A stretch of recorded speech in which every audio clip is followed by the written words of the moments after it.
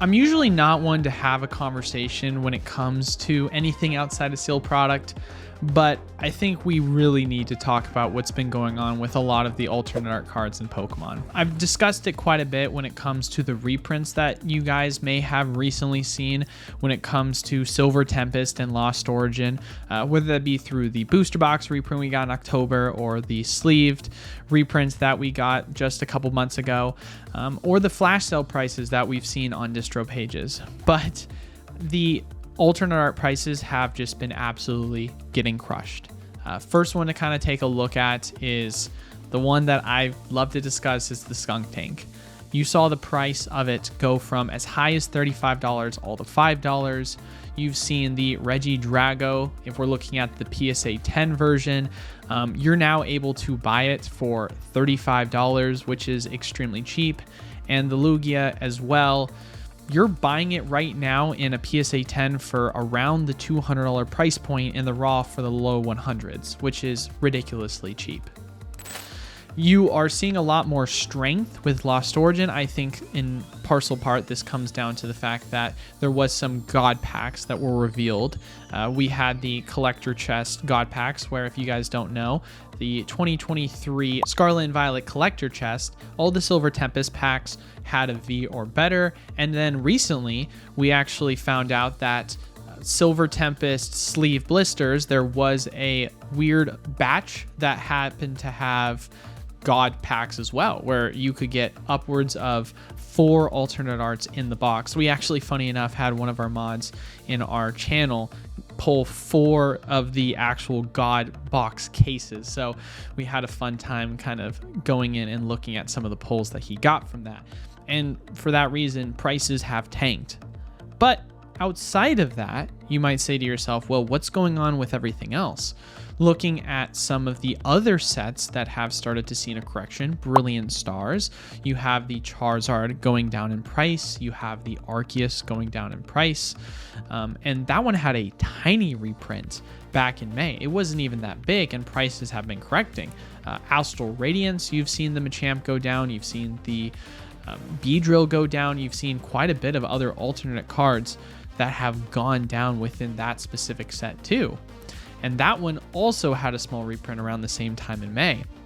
Going back even farther than that, now we're talking about sets that have alternate arts that don't even have reprints within the past year to 2 years.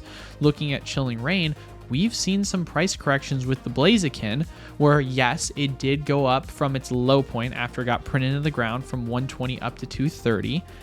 But since then, if you look at the price point that it was at the start of the year on TCG Player, it was selling for around $170. And since then, it's done a full retracement to end the year. That's an insane drop, regardless of where it began from its all-time high.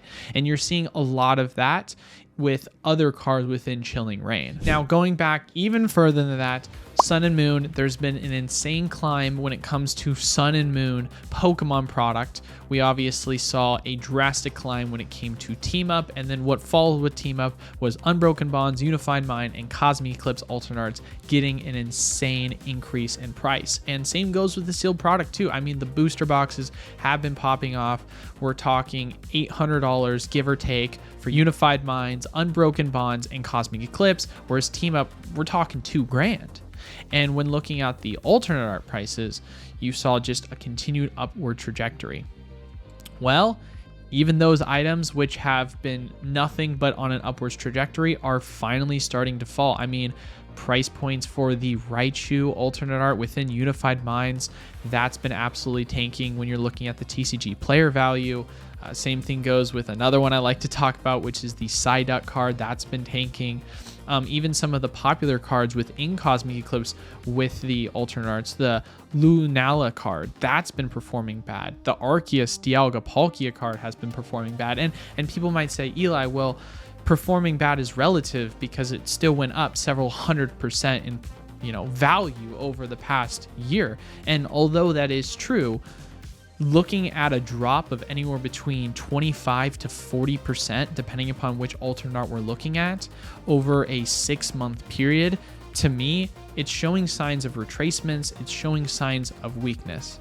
And that's something that we need to talk about, because this is not just a pulling profit. This isn't just something where prices go down 10% and then are sideways. I mean, look at the way in which the sealed product is performing. It's basically been sideways and up. It's performed way better than the alternate art cards have. I mean, you're talking about Brilliant Star booster boxes have been going up while the alternate arts continue to go down. Chilling Rain prices on booster box just recently went from around 145 to now pushing 180 within this past month. And so you've seen the value of the sealed product hold strong or continue to climb, and yet the singles are weak. I mean, what's up with that, right?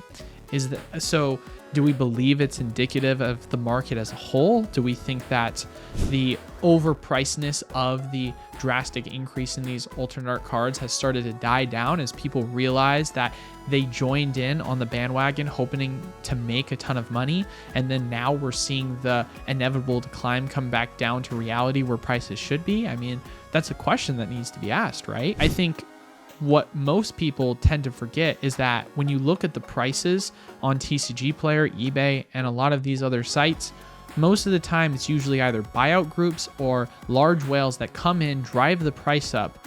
And then from that, you see a large influx of FOMO coming in where people want to get in, and they usually do so near the top. It's not like everyone was going in and buying Psyduck cards for $50 a piece back when it was cheap.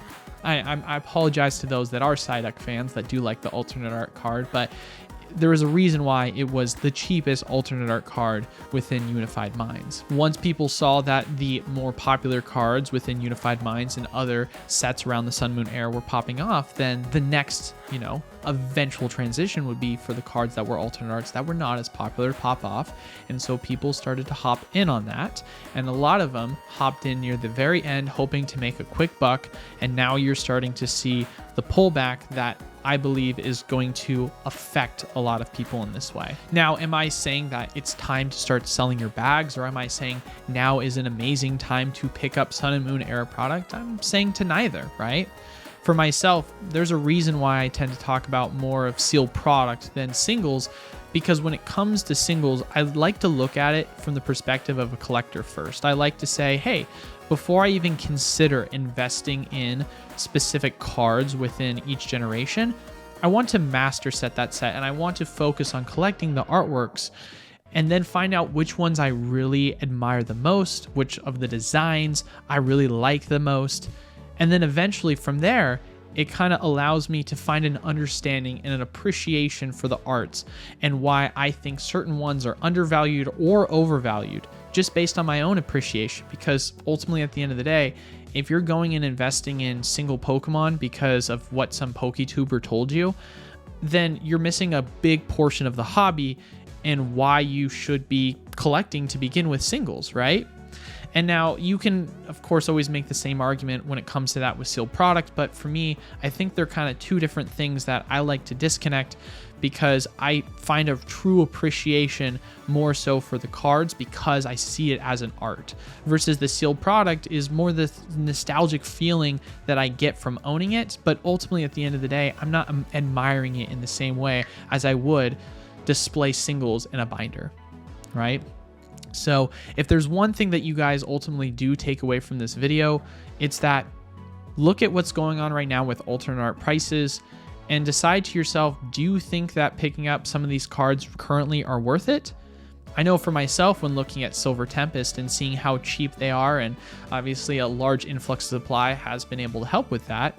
But for me, being able to master set such an amazing set as Silver Tempest, whether you love it or you hate it, I think it's a great set for such a cheap price, I think is a no-brainer.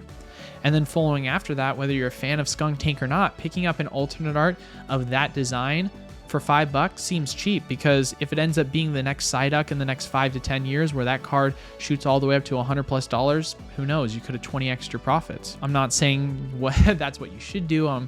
This is not financial advice. I'm not a financial advisor, but I like to look at things in this kind of same limelight because I find that appreciation when I really do the collecting side first before I start going into the investing side. But as far as it goes, ladies and gentlemen, I hope you guys enjoyed this video. Leave a like, comment down below, and subscribe if you want to enter into weekly giveaways. If not, it just helps out the algorithm either or. But hopefully you guys have a good one. Peace.